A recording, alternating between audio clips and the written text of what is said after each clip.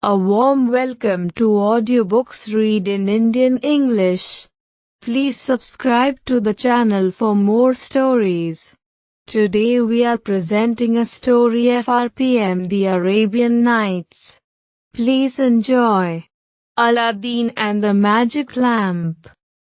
There once lived a poor tailor, who had a son called Aladdin, a careless, idle boy who would do nothing but play all day long in the streets with little idle boys like himself. This so grieved the father that he died. Yet, in spite of his mother's tears and prayers, Aladdin did not mend his ways. One day, when he was playing in the streets as usual, a stranger asked him his age, and if he was not the son of Mustafa the tailor. "I am, sir," replied Aladdin, "but he died a long while ago."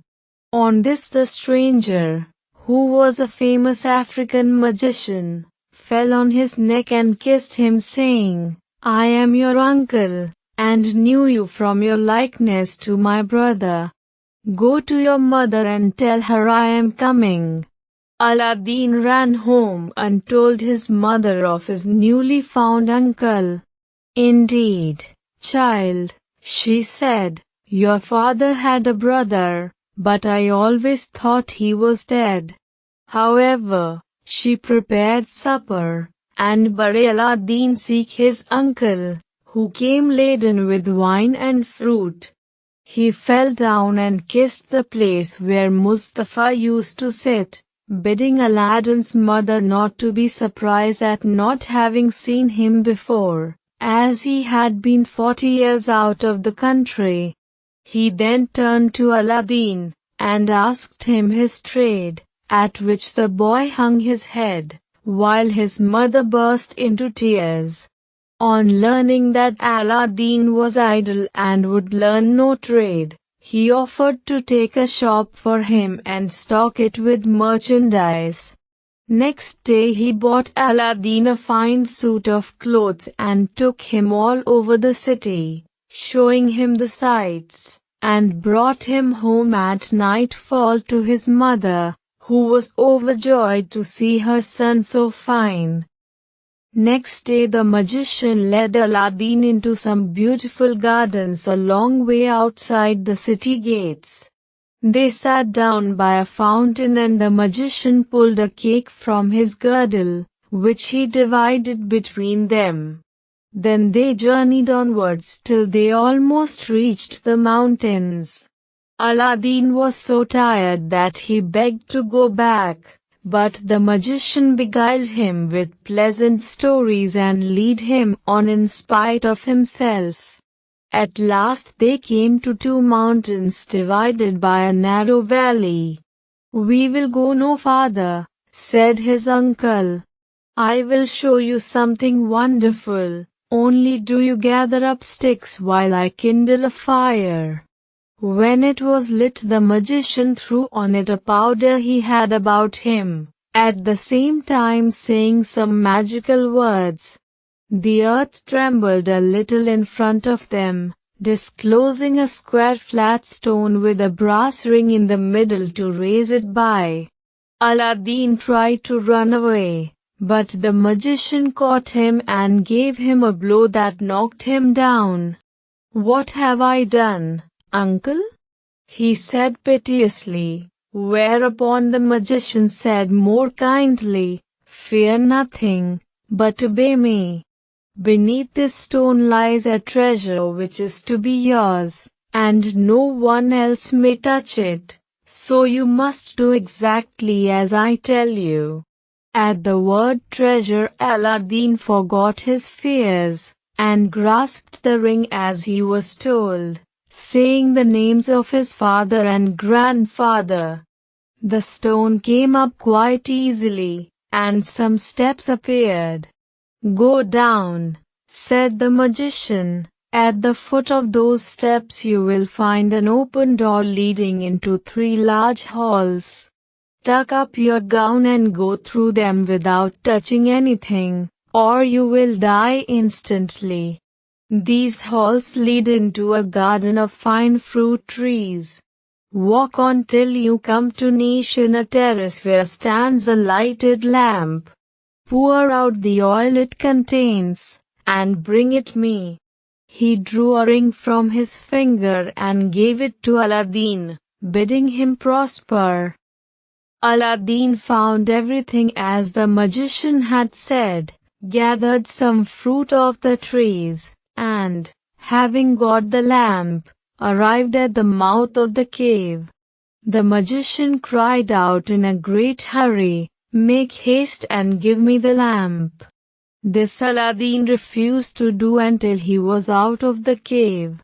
The magician flew into a terrible passion, and throwing some more powder onto the fire, he said something, and the stone rolled back into its place. The man left the country, which plainly showed that he was no uncle of Aladdin's but a cunning magician, who had read in his magic books of a wonderful lamp, which would make him the most powerful man in the world. Though he alone knew where to find it, he could only receive it from the hand of another. He had picked out the foolish Aladdin for this purpose, intending to get the lamp and kill him afterwards. For 2 days Aladdin remained in the dark, crying and lamenting. At last he clasped his hands in prayer, and in so doing rubbed the ring, which the magician had forgotten to take from him. Immediately an enormous and frightful genie rose out of the earth, saying, "What wouldst thou with me? I am the slave of the ring, and will obey thee in all things." Aladdin fearlessly replied, "Deliver me from this place." Whereupon the earth opened, and he found himself outside. As soon as his eyes could bear the light he went home, but fainted on the threshold. When he came to himself he told his mother what had passed, and showed her the lamp and the fruits he had gathered in the garden, which were in reality precious stones. He then asked for some food. "Alas, child," she said, "I have nothing in the house, but I have spun a little cotton and will go sell it." Aladdin bade her keep her cotton, for he would sell the lamp instead. As it was very dirty, she began to rub it, that it might fetch a higher price. Instantly a hideous genie appeared, and asked what she would have. She fainted away. But Aladdin, snatching the lamp, said boldly, "Fetch me something to eat." The genie returned with a silver bowl, 12 silver plates containing rich meats, 2 silver cups, and 2 bottles of wine. Aladdin's mother, when she came to herself, said, "Whence comes this splendid feast? Ask not, but eat," replied Aladdin. So they sat at breakfast till it was dinner time, and Aladdin told his mother about the lamp. She begged him to sell it, and have nothing to do with devils.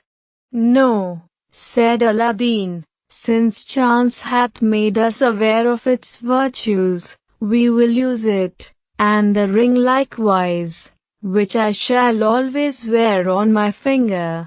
When they had eaten all the genie had brought, Aladdin sold one of the silver plates, and so on until none were left. He then had recourse to the genie, who gave him another set of plates, and thus they lived many years.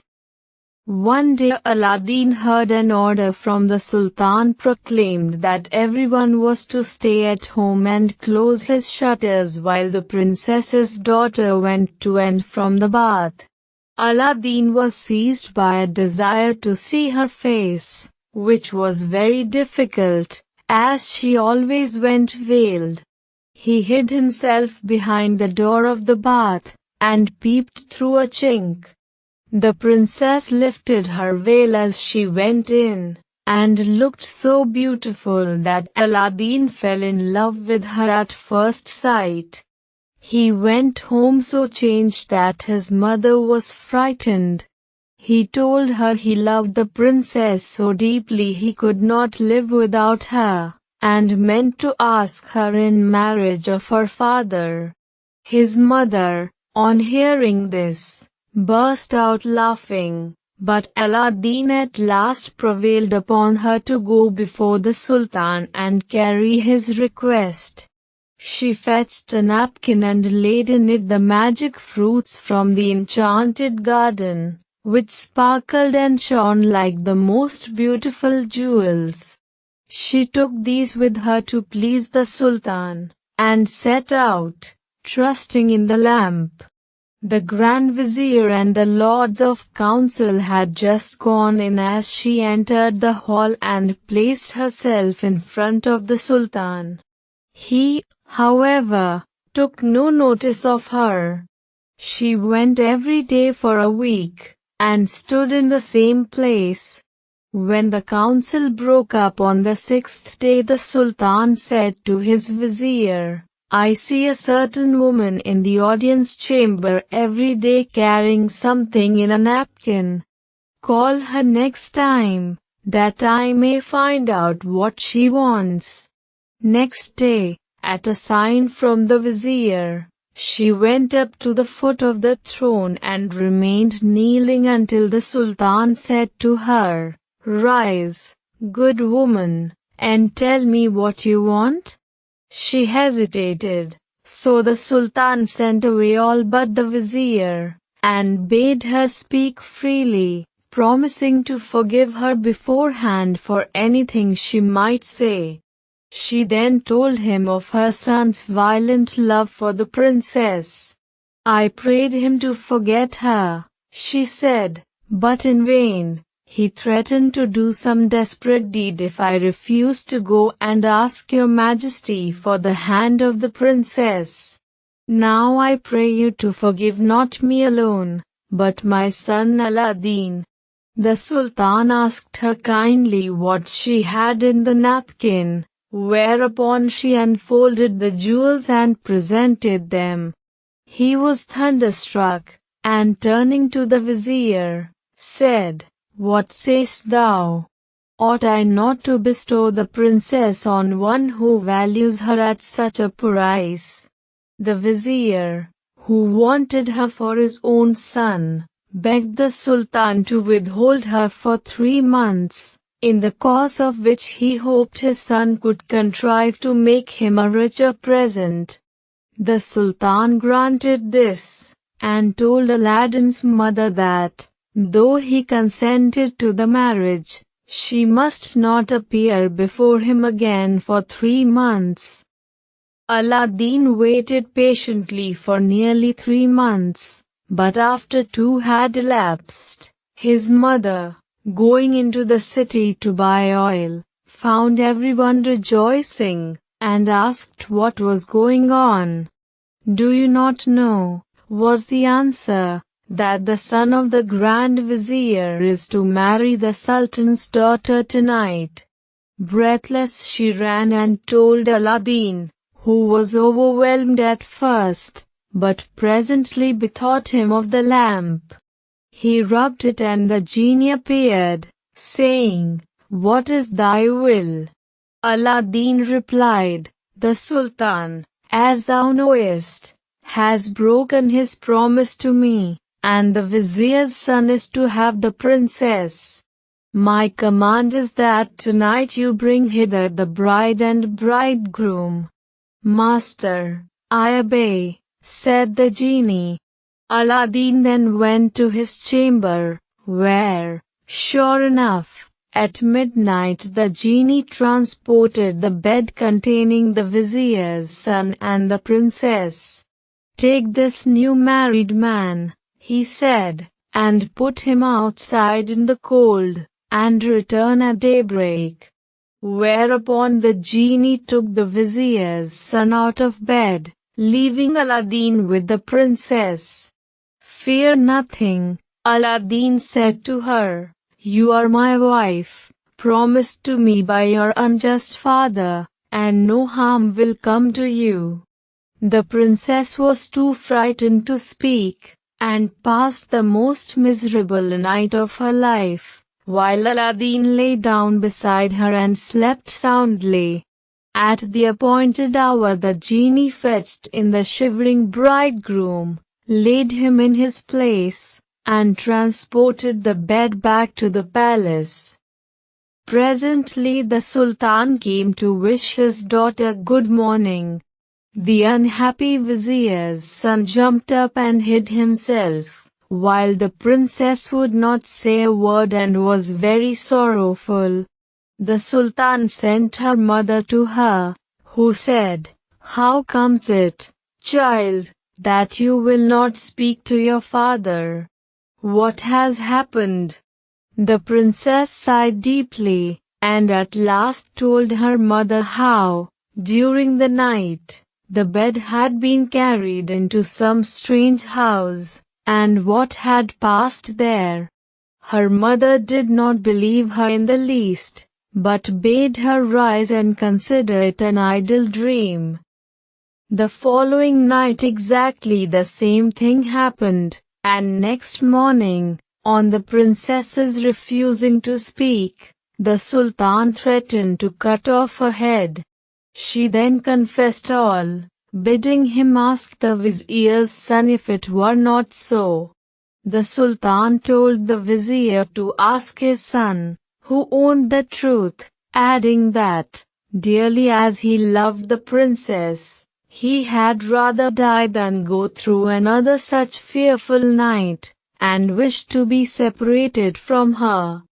His wish was granted, and there was an end of feasting and rejoicing.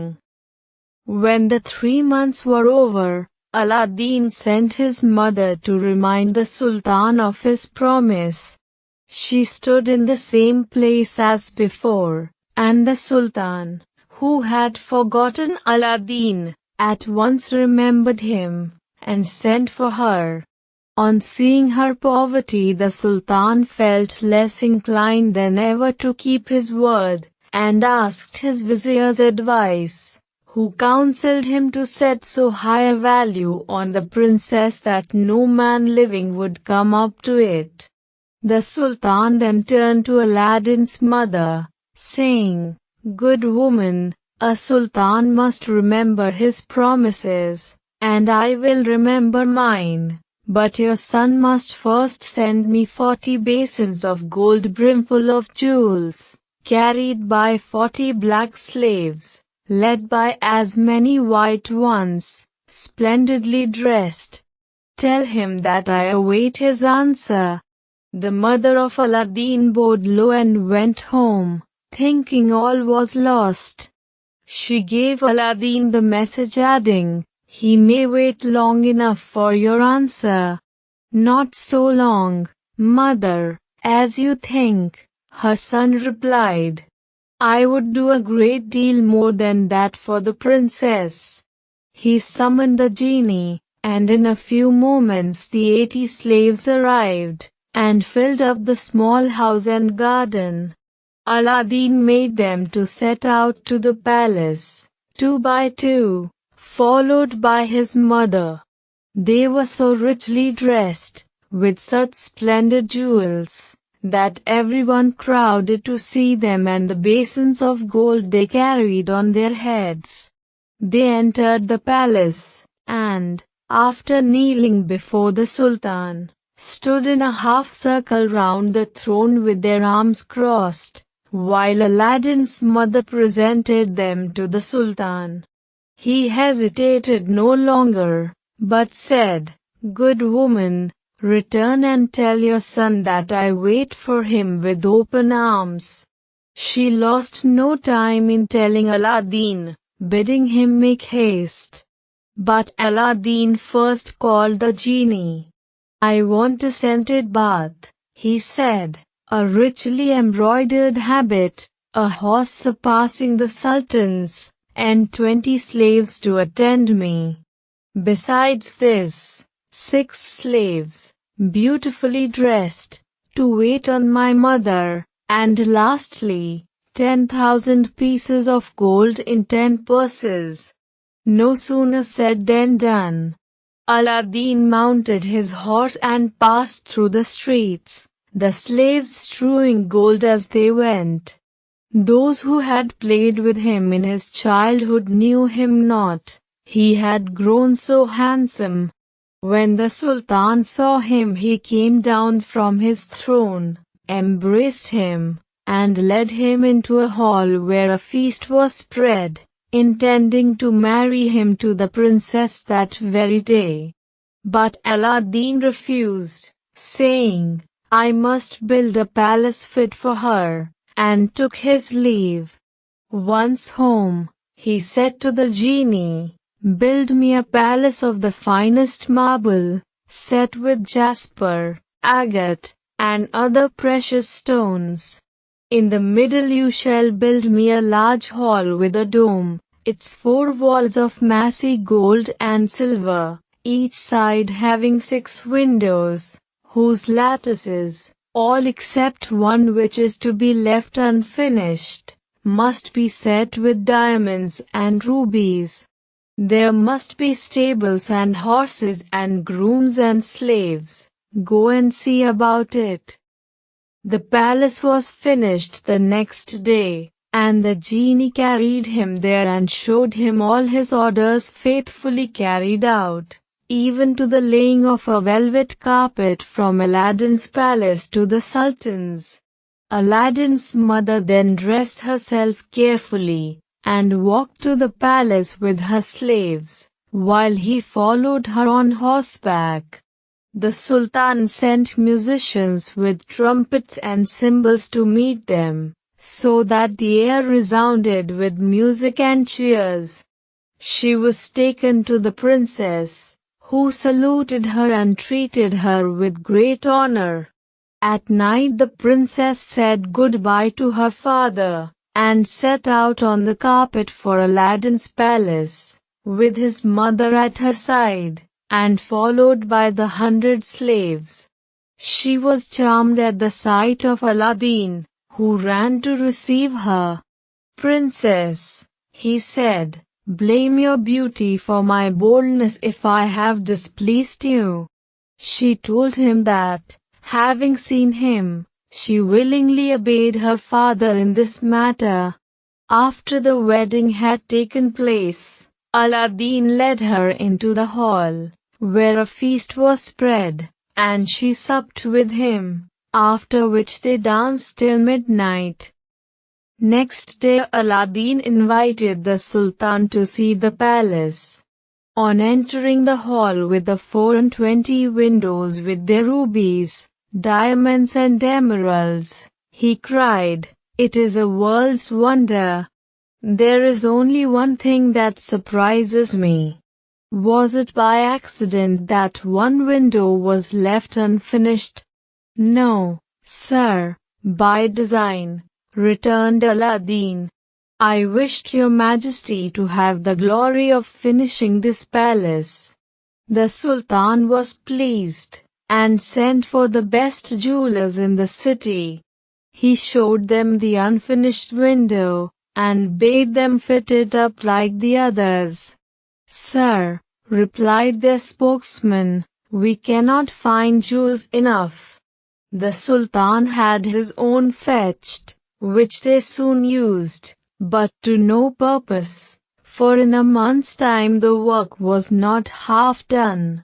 Aladdin, knowing that their task was vain, bade them undo their work and carry the jewels back, and the genie finished the window at his command.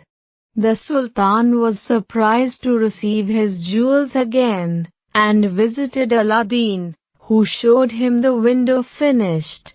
The Sultan embraced him, the envious vizier meanwhile hinting that it was the work of enchantment. Aladdin had won the hearts of the people by his gentle bearing. He was made captain of the Sultan's armies, and won several battles for him, but remained as courteous as before, and lived thus in peace and content for several years. But far away in Africa the magician remembered Aladdin, and by his magic arts discovered that Aladdin, instead of perishing miserably in the cave, had escaped, and had married a princess, with whom he was living in great honor and wealth.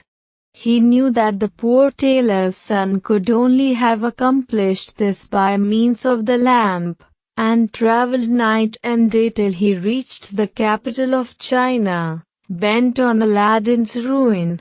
As he passed through the town he heard people talking everywhere about a marvelous palace.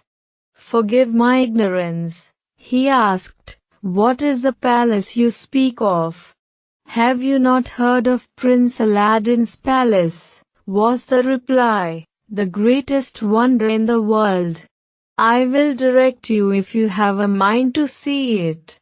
The magician thanked him who spoke, and having seen the palace knew that it had been raised by the genie of the lamp, and became half mad with rage.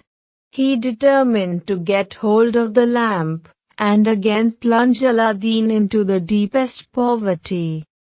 Unluckily, Aladdin had gone a-hunting for 8 days, which gave the magician plenty of time.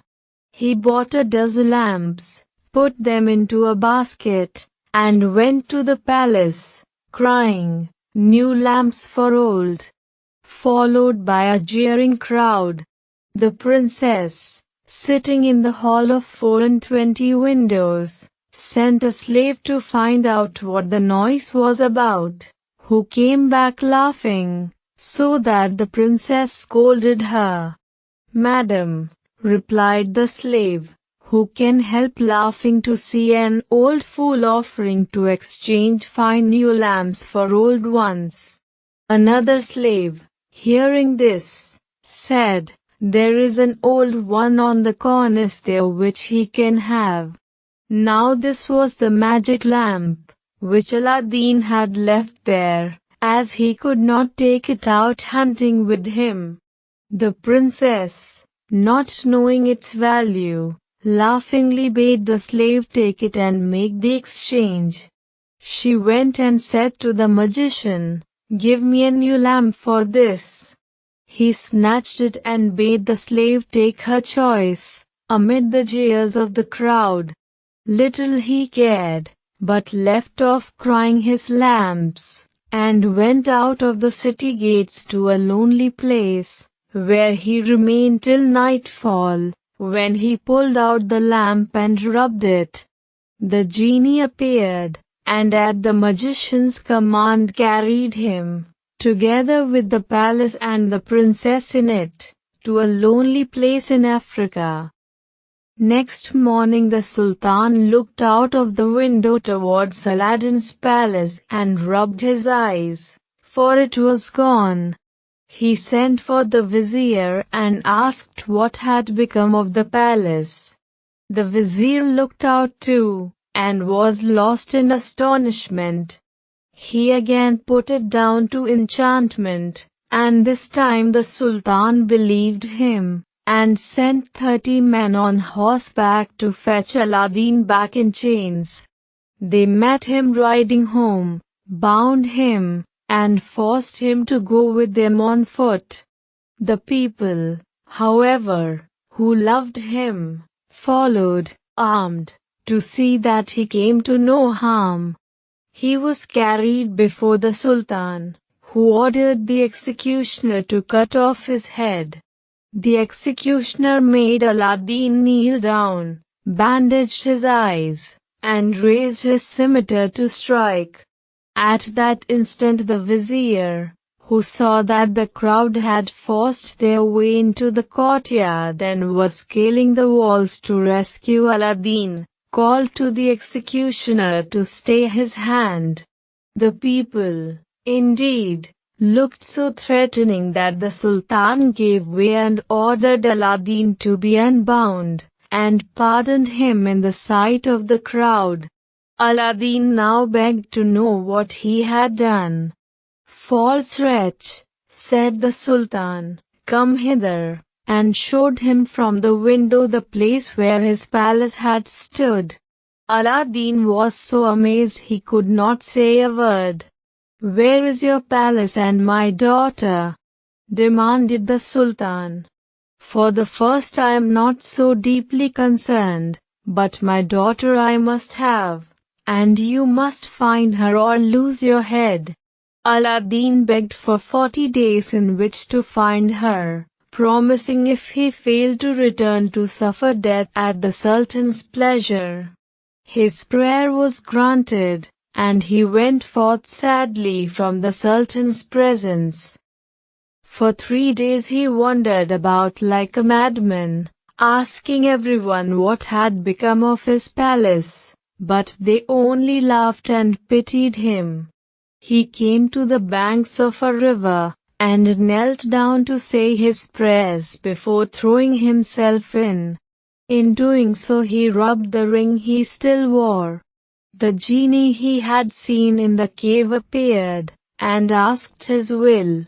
"Save my life, genie," said Aladdin, "and bring my palace back." "That is not in my power," said the genie. "I am only the slave of the ring. You must ask him of the lamp." "Even so," said Aladdin, "but thou canst take me to the palace, and set me down under my dear wife's window." He at once found himself in Africa, under the window of the princess, and fell asleep out of sheer weariness. He was awakened by the singing of the birds, and his heart was lighter. He saw plainly that all his misfortunes were owing to the loss of the lamp, and vainly wondered who had robbed him of it.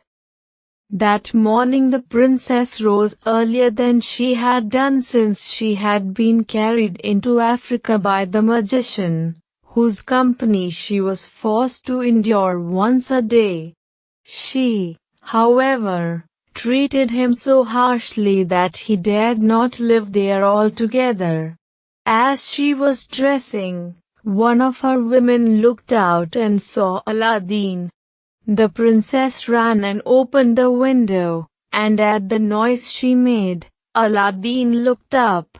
She called to him to come to her, and great was the joy of these lovers at seeing each other again. After he had kissed her, Aladdin said, "I beg of you, princess, in God's name, before we speak of anything else, for your own sake and mine, tell me what has become of an old lamp I left on the cornice in the hall of 24 windows when I went a-hunting." "Alas," she said, "I am the innocent cause of our sorrows," and told him of the exchange of the lamp. "Now I know," cried Aladdin, "that we have to thank the African magician for this. Where is the lamp?" "He carries it about with him," said the princess. "I know, for he pulled it out of his breast to show me. He wishes me to break my faith with you and marry him, saying that you were beheaded by my father's command. He is forever speaking ill of you, but I only reply by my tears. If I persist, I doubt not but he will use violence." Aladdin comforted her, and left her for a while. He changed clothes with the first person he met in the town, and having bought a certain powder returned to the princess, who let him in by a little side door. "Put on your most beautiful dress," he said to her, "and receive the magician with smiles, leading him to believe that you have forgotten me. Invite him to sup with you, and say you wish to taste the wine of his country. He will go for some, and while he's gone I will tell you what to do." She listened carefully to Aladdin, and when he left her, arrayed herself gaily for the first time since she left China. She put on a girdle and headdress of diamonds, and seeing in a glass that she was more beautiful than ever, received the magician, saying, to his great amazement, "I have made up my mind that Aladdin is dead, and that all my tears will not bring him back to me, so I am resolved to mourn no more, and have therefore invited you to sup with me. But I am tired of the wines of China, and would fain taste those of Africa." The magician flew to his cellar, and the princess put the powder Aladdin had given her in her cup.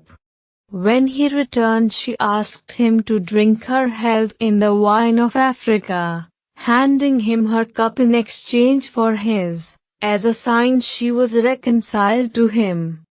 Before drinking, the magician made her a speech in praise of her beauty, but the princess cut him short, saying, "Let us drink first, and you shall say what you will afterwards." She set her cup to her lips and kept it there, while the magician drained his to the dregs and fell back lifeless. The princess then opened the door to Aladdin, and flung her arms around his neck, but Aladdin went to the dead magician, took the lamp out of his vest, and bade the genie carry the palace and all in it back to China.